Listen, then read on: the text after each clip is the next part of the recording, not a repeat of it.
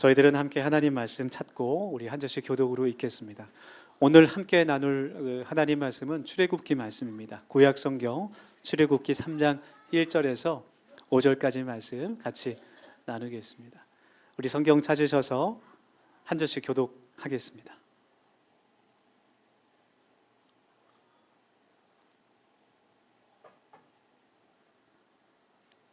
구약 성경 출애굽기 3장 1절에서 5절까지의 말씀입니다.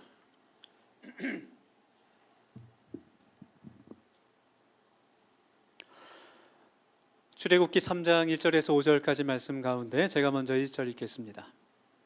모세가 그의 장인 미디안 제사장 이드로의 양떼를 치더니 그 떼를 광야 서쪽으로 인도하여 하나님의 산 호렙에 이르매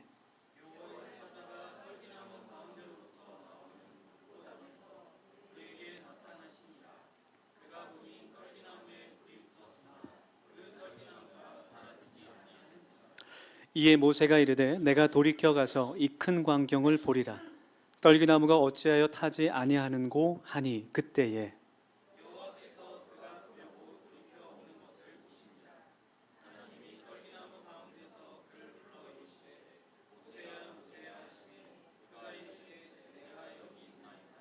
오절 같이 읽겠습니다. 시작. 하나님이 이르시되 이리로 가까이 오지 말라. 내가 선 곳은 거룩한 땅이니 내 발에서 신을 벗으라. 아멘. 네. 우리 반갑게 인사하면서 함께 마음 문을 열겠습니다. 옆에 분 바라보시면서 하나님께서 당신을 부르십니다. 그렇게 좀 인사하겠습니다.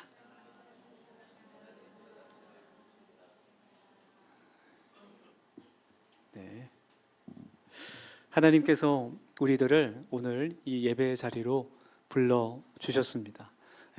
주일을 거룩하게 지켜서 하나님을 예배하는 것이 정말 참 감사한 일이고 감격적인 일임을 우리가 함께 하나님 앞에 먼저 감사할 수 있기를 소망합니다. 하나님의 부르심에는 크게 두 가지의 부르심이 있어요. 첫 번째는 구원으로의 부르심입니다. 죄인 되었던 우리들을 하나님께서 그 어떤 조건 없이 하나님의 자녀로 부르시고 예수 그리스도의 십자가의 은혜로 우리를 하나님의 그 보좌 앞에 나아가서 예배할 수 있도록 부르시는 구원으로의 부르심이 있습니다. 사도 바울은 교회들에게 편지를 보낼 때에 처음에 이제 인사말을 하게 되는데요. 거의 모든 편지들마다 인사말을 할 때 빠지지 않고 하는 말이 이 부르심이라는 단어예요. 예를 들어서 로마서 1장 7절 말씀 보면 로마에서 하나님의 사랑하심을 받고 성도로 부르심을 받은 모든 자에게 하나님 우리 아버지와 주 예수 그리스도로부터 은혜와 평강이 있기를 원한다라고 인사를 전하고 있습니다. 그래서 우리들은 모두 하나님의 거룩한 그 부르심, 성도로 부르심을 받은 사람이라는 거예요. 네, 그것이 우리가 지금 이 자리에 있는 증거입니다. 아침에 일어나서 또 씻고 또 식사를 하고 옷을 입고 차를 타거나 걸어서 교회에 오셨죠. 우리가 생각하기에는 스스로 온 것처럼 생각하지만 사실은 하나님께서 우리를 먼저 불러주셨기 때문에 올 수 있었다라는 사실을 우리가 먼저 하나님 앞에 고백했으면 좋겠어요. 우리 다시 한번 옆에 분에게 당신을 하나님께서 부르셨습니다. 이렇게 한번 선포하겠습니다. 네. 우리 더세움교회를 통해서 하나님의 그 구원으로의 부르시는 그 생명의 역사가 계속해서 선포되기를 널리 소망합니다. 영원한 생명으로의 이 부르심은 활짝 열려있는 그 누구에게나 활짝 열려있는 구원의 문입니다. 우리 더세움교회가 그 구원의 문을 세상을 향해 활짝 열 수 있는 교회가 되길 원합니다. 그리고 또한 두 번째의 부르심은 사명으로의 부르심이에요. 하나님께서 우리들을 죄인에서 하나님의 자녀로 의인으로 삼아주셨을 뿐 아니라 이제는 우리의 인생에 만족하며 살아가는 것을 넘어서서 내 만족을 넘어서서 하나님의 뜻을 위해서 교회를 위해 하나님 나라를 위해 살아가는 사람이 되기를 부르시는 그 사명으로의 부르심이 있다는 거예요. 특별히 성경에는 소명장, 사명장이라는 것이 있습니다. 소명이라는 것은 하나님께서 부르시는 그 명령을 뜻하는 것인데, 하나님의 선지자들 가운데 하나님의 부르심을 받는 그 장면을 기록한 말씀들을 소명장 혹은 사명장이라고 불러요. 예를 들어서 이사야 6장 말씀을 보면 하나님께서 이사야 선지자를 부르십니다. 내가 누구를 보내며 누가 우리를 위하여 갈꼬라는 그 하나님의 음성을 이사야 선지자가 듣고 나서 내가 주님 여기 있습니다. 나를 보내십시오. 그렇게 순종으로 응답합니다. 그래서 하나님께서 이사야 선지자를 통해서 목이 굳고 악한 내 백성에게 가서 내 말씀을 전하여라 라고 하나님께서 소명을 주시는 것이죠. 사무엘상 3장에서도 하나님께서 어린 사무엘을 부르시는 그 장면이 있어요. 그때 사무엘이 이제 엘리 선지자와 함께, 엘리 제사장과 함께 성전에서 지냈는데 갑자기 한밤중에 어린 사무엘이 엘리 선지자에게 찾아오는 거예요. 그러니까 엘리 선지자는 얘가 뭘 잘못 들었나 보다, 다시 가서 자라, 그렇게 얘기했죠. 또 찾아옵니다. 엘리 선지자가 어린 사무엘에게 또 한 번 너를 부르는 음성이 들리거든 내가 여기 있나이다 라고 대답하라고 알려줘요. 혹시 여러분 기도하시다가 누가 나를 부르는 소리가 들리면 주님 내가 여기 있습니다 그렇게 대답하시면 좋겠습니다. 그래서 하나님께서 사무엘 선지자를 이스라엘의 거룩한 선지자로 세우시고 하나님의 사명을 주시는 말씀이 사무엘상 3장의 말씀이죠. 또 예레미야 1장 말씀에서 예레미야 선지자는 내가 너를 복중에 짓기 전에 너를 알았고 너를 태에서 나오기 전부터 너를 구별하였고 열방의 선지자로 세웠다라는 하나님의 말씀을 듣게 돼요. 그래서 하나님께서 너는 아이라 하지 말고 내가 너를 누구에게 보내든 너는 가며 내가 너에게 무엇을 명하든지 너는 말하라. 내가 너와 함께 하리라. 두려워하지 말라 말씀해 주십니다. 이 외에도 하나님께서 에스겔 선지자, 모세와 바울 많은 사람들을 부르신 그 소명에 대한 말씀들이 기록되어 있어요. 오늘 성경 말씀인 이 출애굽기 3장 말씀에서도 모세가 하나님으로부터 부르심을 받는 그 장면이 기록되어 있습니다. 모세가 그가 살았던 그 이집트에서 나와서 광야에서 목자로 생활할 때 그 떨기나무 가운데 타지 않는 불꽃 가운데 하나님께서 부르시는 장면, 내 백성을, 이스라엘 백성을 인도하여 내어서 이집트에서 나오게 해서 가나안 땅으로 인도하라는 구원으로의 그 하나님의 명령을 받게 됐습니다. 이스라엘 백성들은 요셉 이후에 이집트 땅에서 노예로 살아가면서 많은 핍박과 억압을 받게 됐어요. 그리고 하나님의 축복으로 이스라엘 백성들이 점점 많아지게 됐습니다. 그러자 요셉을 알지 못하는 바로 왕이 2살 이하의 모든 이스라엘 남자 아기를 죽이라는 명령을 내리죠. 그들의 수가 너무 불어나서 위협이 될까 두려워하는 마음이었어요.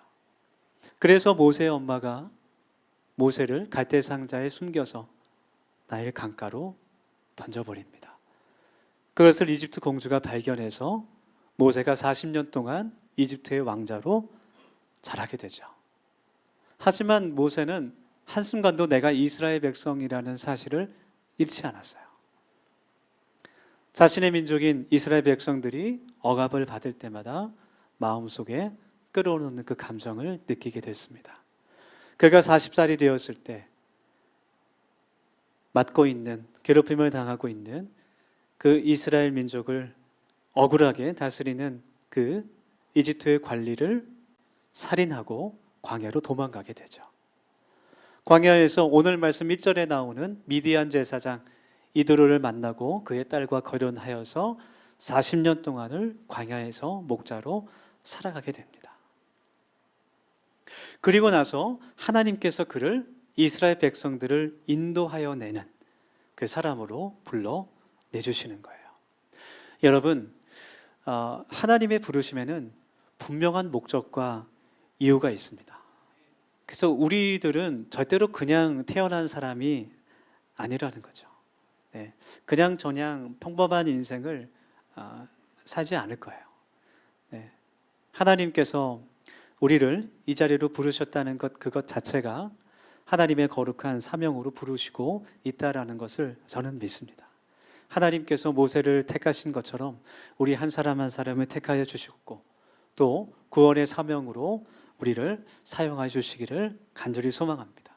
그래서 오늘 이 하나님의 말씀 가운데 하나님께서 우리들에게 주시는 메시지는 첫 번째로 하나님께서 그분을 위해 사용하고자 하는 사람을 미리 선택하시고 준비시키신다라는 사실이에요. 우리가 모세의 인생을 바라보면 정말 파란만장한 그런 인생을 살았죠. 이집트에서 40년과 광야에서 40년, 그 80년 동안의 시간들은 하나님께서 그를 준비시키신 시간이었습니다. 그래서 하나님 앞에서 우리의 나이는 사실 중요하지 않은 것 같아요. 어떤 분들은 이렇게 생각할 수 있습니다. 아유, 목사님, 저는 그냥 하나님의 특별한 사명을 받은 것 같지 않습니다. 너무 부족하고 나이도 많고 몸도 건강하지 않고 가진 것도 없고 잘하는 것도 없고 능력도 없습니다. 그냥 건강하게 잘 살다가 천국 가면 좋겠습니다. 아니면 그냥 내 자식들이라도 자녀들이라도 그냥 하나님 믿고 잘 살면 좋겠습니다. 근데 우리가 그런 생각을 버려야 돼요. 하나님의 뜻을 우리가 판단해서는 안 되는 겁니다. 여러분, 하나님은 돌들을 통해서도 찬양 받으시는 분이에요. 창세기 17장 말씀 보면 하나님께서 그 아들 이삭을 주시겠다고 약속하시는 그 장면이 기록되어 있는데 그때 아브라함의 나이가 99세였습니다. 하나님께서 아브라함에게 언약을 새롭게 말씀하세요. 내가 너로 큰 민족이 이룰 것이고 너희 민족 가운데 왕이 나올 것이며 내가 그 후손을 통해서 가나안 땅을 너희들에게 줄 것이다 말씀하시고 그 아들 이삭을 너희에게 주시겠다 말씀하셨을 때 아브라함이 웃어요.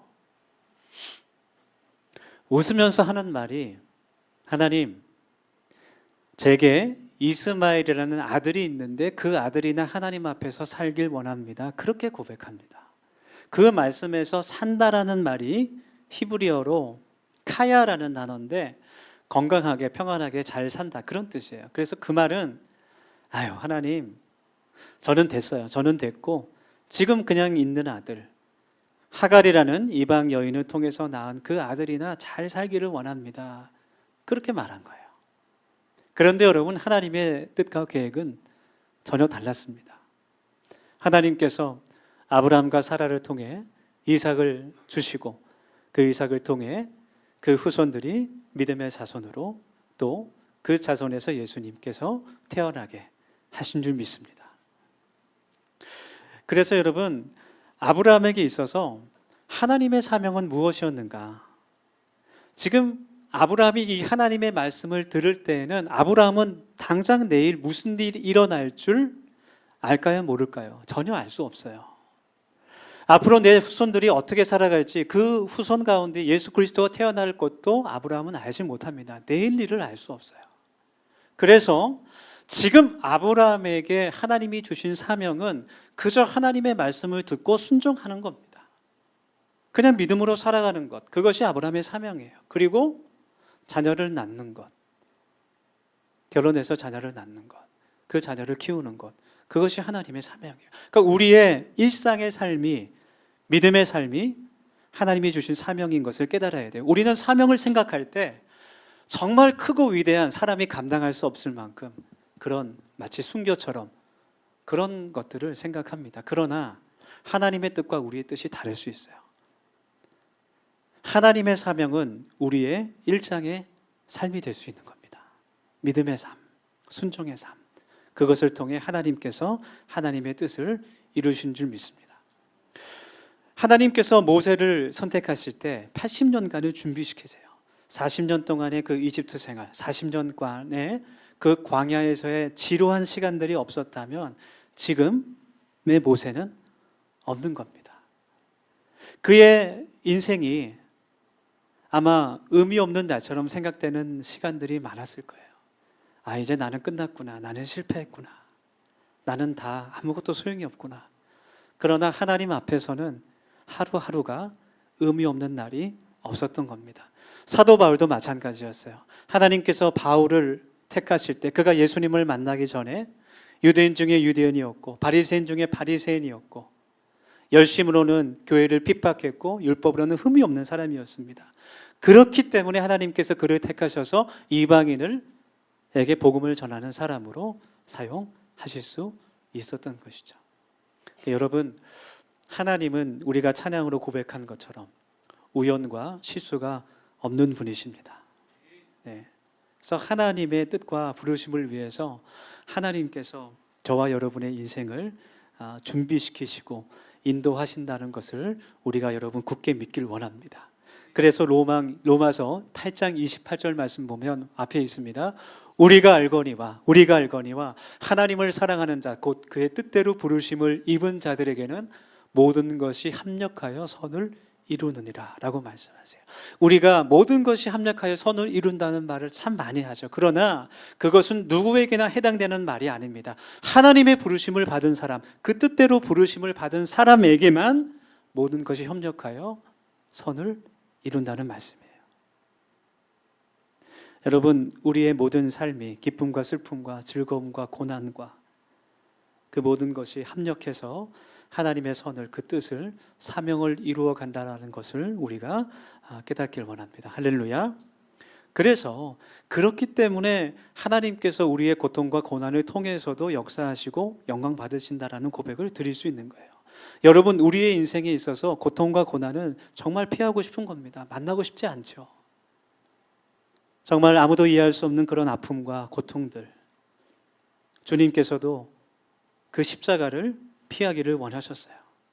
그러나 하나님께 그 고통과 고난은 무의미한 것이 아닙니다. 하나님께서 우리들을 통해 많은 선하신 역사를 이루어 가실 것을 함께 기대하길 원합니다. 우리가 그 부르심에 응답하는가는 우리의 자유예요. 하나님은 우리에게 자유를 주십니다. 그러나 우리가 믿고 깨달아야 할 것은 하나님께서 분명 우리를 부르셨고 또 우리에게는 하나님의 영광을 위한, 하나님의 구원을 위한 거룩한 사명이 있다라는 사실이에요. 할렐루야. 하나님께서 지금 모세처럼, 에스더처럼, 다니엘처럼, 바울처럼 나의 모든 인생을 인도하시고 그 선하신 뜻을 위해 나를 준비시키고 계신다는 것을 우리가 깨닫고 그냥 내 있는 모습 그대로 나의 평범한 하루하루의 삶을 통해 그 사명을 감당할 수 있는 저와 여러분 되기를 간절히 축원합니다. 또 두 번째로 우리가 알아야 될 것은 하나님께서 우리를 사명으로 부르실 때에 우리에게 필요한 모든 것들을 함께 주신다는 사실이에요. 우리에게는 하나님이 주신 달란트가 있습니다.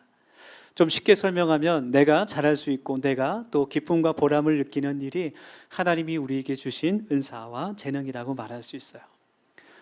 네, 참 제가 많은 분들을 이렇게 만나보게 되면 참 각각 다 달라요. 어떤 분들은 교회에서 몸으로 땀 흘리면서 봉사할 때 참 큰 기쁨을 느끼는 분이 있습니다.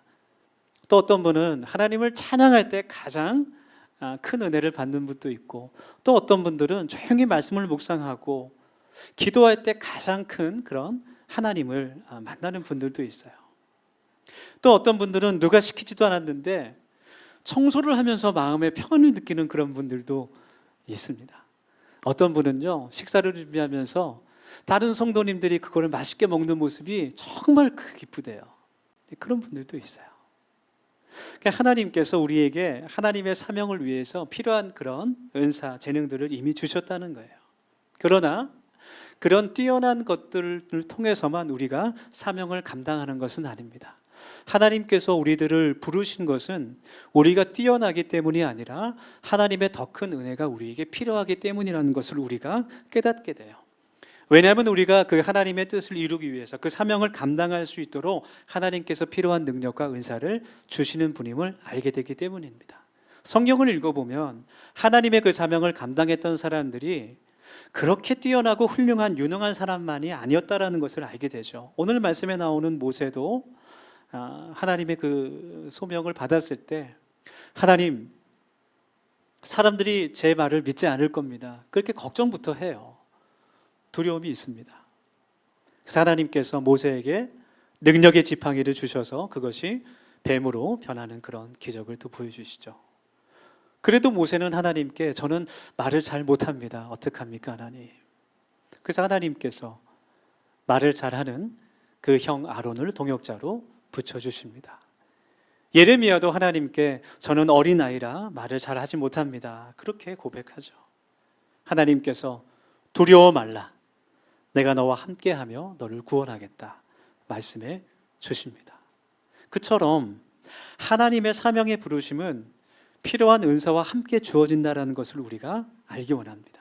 그러니까 하나님은 명령만 하시고 자 보자 한번 너 잘하나 못하나 한번 보자 그렇게 바라보시는 분이 무책임한 분이 아니라는 것이죠. 우리에게 필요한 모든 은사와 또 건강과 능력과 모든 길을 열어주시는 분인 줄 믿습니다. 그래서 우리 또 몇 주 전에 우리 직분 임직식이 있었지만 교회에서 어떤 직분을 맡거나 봉사를 하게 될 때 참 그런 말을 많이 듣게 돼요. 참 제가 부족해서 제가 모자란 것이 많기 때문에 제가 체력이 약하고 지금 내가 좀 많이 다운되어 있는 상태라서 할 수 없을 것 같습니다. 내가 시간이 없고 내가 또 물질이 부족하고 이제 그런 말씀들을 많이 하시죠. 물론 겸손의 표현이긴 하지만 그 이야기를 잘 들어보면 주어가 항상 나예요. 내가 한다라는 거예요. 내가 못한다라는 거예요.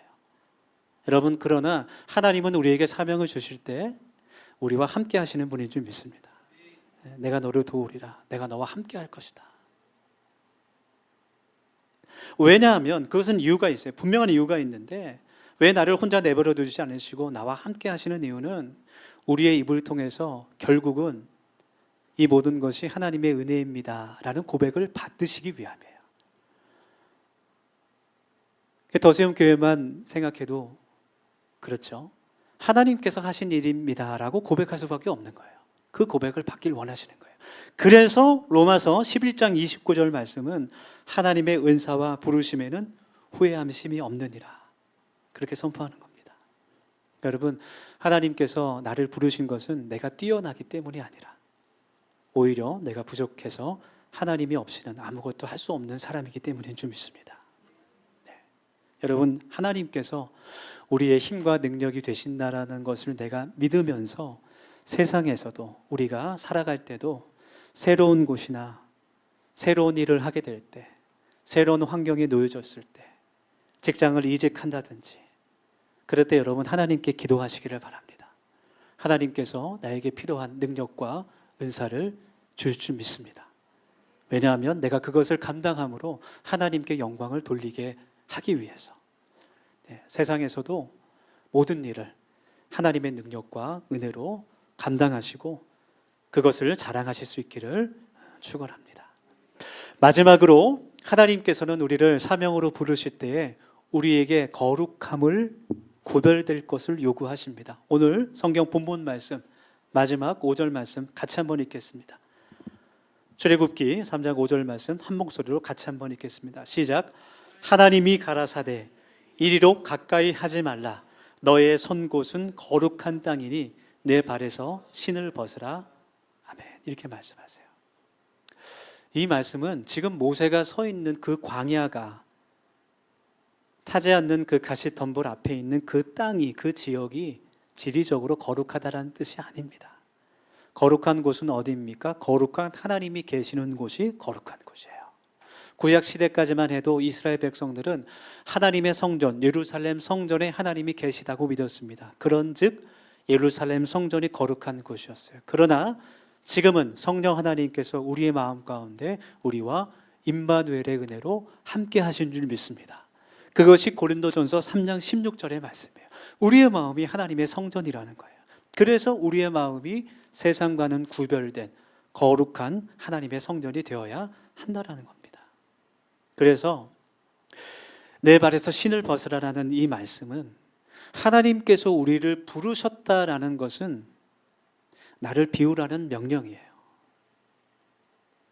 우리는 때로는 하나님이 아닌 다른 것으로 우리들의 마음을 채우려고 합니다. 특별히 우리가 힘들고 외로울 때 하나님이 아닌 다른 것으로 사람으로 술로 다른 중독적인 것으로 우리를 채우려고 합니다. 그러나 그런 것들은 모두 헛된 것이죠. 우리가 받는 땅이 하나님의 거룩한 곳이 되고 우리의 마음이 하나님의 성령이 거하시는 거룩한 집이 될 때, 그때 우리가 하나님의 사명을 감당할 수 있게 됩니다. 여러분, 오늘 말씀 우리가 함께 묵상하면서 하나님의 그 두 가지의 부르심, 구원으로의 부르심과 사명으로의 부르심을 우리가 기억하길 원합니다. 세상에는 하나님의 그 사명이 아닌 개인적인 내 사명으로 그 일생을 살아가는 사람들이 참 많이 있어요. 때로는 악한 일에도 사명감을 불태우는 그런 사람도 있습니다. 그러나 하나님께서 주시는 그 사명은 늘 생명을 살리고 더욱더 풍성하게 하고 영혼을 구원하는 그런 열매를 가져옵니다. 결국 그것이 하나님 나라를 이 땅에 세우는 것이죠. 우리 더수영교회 모든 가족들이 하나님의 뜻과 그 계획에 인도함 받아 살아갈 때 그것이 가장 복된 인생임을 깨닫고 담대하게 승리하실 수 있기를 예수님의 이름으로 축원합니다. 우리 오늘 주신 말씀 우리가 묵상하며 세 가지 기도 제목 가지고 우리 1분 정도 함께 결단하며 기도하겠습니다. 첫 번째로 기도할 때, 하나님, 지금도 하나님께서 나를 구원으로 불러주시고 또 영원한 생명으로 부르신다라는 것을 우리가 믿으며 이 시간 예수 그리스도를 우리 마음 가운데 영접하길 원합니다.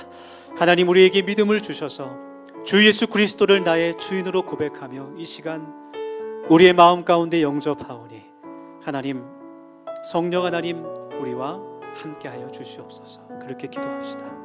두 번째로 기도합니다. 이제는 내 뜻이 아닌 하나님의 뜻을 위해 살아가는 그 사명의 부르심에 순종으로 응답하기를 원합니다. 하나님, 나에게 필요한 능력과 은사를 부어주셔서 능히 감당할 수 있게 하여 주시옵소서. 그렇게 기도합시다. 마지막으로 기도할 때, 하나님, 우리 더시음교회가 이 거룩한 하나님의 부르심 앞에 순종으로 살아가며 그 부르심을 세상에 전하는 선교의 공동체가 되게 하여 주시옵소서. 하나님께서 주시는 거룩한 꿈과 비전을 꿈꾸는 교회 되게 하여 주옵소서. 그렇게 기도하길 원합니다. 이러한 기도 제목으로 우리 1분 동안 함께 통성으로 기도하겠습니다. 같이 기도합시다.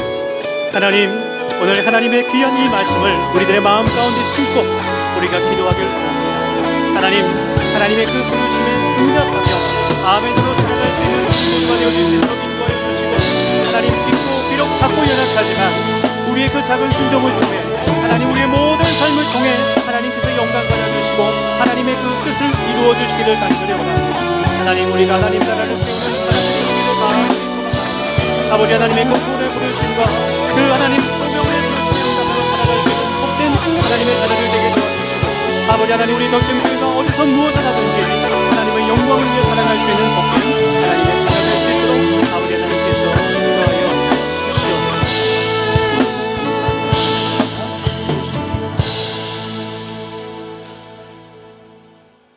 우리를 지금 이 예배 자리로 불러주신 하나님, 또한 우리를 하나님 나라를 세우기 위해 세상으로 보내시는 하나님, 이 시간 기도하오니 연약하고 죄악된 우리를 예수 그리스도의 십자가의 은혜로 새롭게 하셔서 하나님의 그 거룩한 부르심에 날마다 순종으로 응답하며 사명으로 살아가는 교회 되기를 주님 도와주시옵소서.